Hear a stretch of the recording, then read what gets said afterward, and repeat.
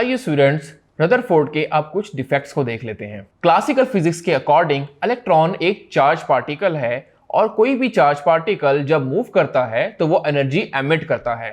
इसका मतलब इलेक्ट्रॉन को भी एनर्जी एमिट करते करते उसकी एनर्जी बिल्कुल जीरो हो जानी चाहिए और उसको न्यूक्लियस में फॉल कर जाना चाहिए और सिस्टम को क्लैप्स हो जाना चाहिए, लेकिन सिस्टम एग्जिस्ट करता है। तो ये रदरफोर्ड का पहला डिफेक्ट था। आइए रदरफोर्ड के इसी इफेक्ट को एक मॉडल से देखने की कोशिश करते हैं।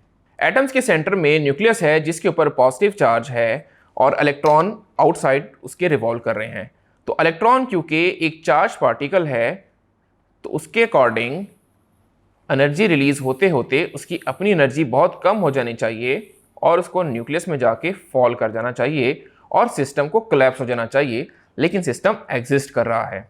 डियर स्टूडेंट्स, रदरफोर्ड का सेकंड इफेक्ट ये है कि कोई भी रिवॉल्विंग पार्टिकल जब भी कॉन्टिन्यूसली रिवॉल्व हो रहा है तो उसको कॉन्टिन्यूस स्पेक्ट्रम बनाना चाहिए। अब कॉन्टिन्यूस स्पेक्ट्रम के बारे में हम अपने आने वाले चैप्टर्स में स्टडी करेंगे, लेकिन एक्चुअली इलेक्ट्रॉन लाइन स्पेक्ट्रम बनाता है। तो इसकी रीजन भी रदरफोर्ड को नहीं मालूम थी, यानी ये भी रदरफोर्ड के डिफेक्ट्स में शामिल है।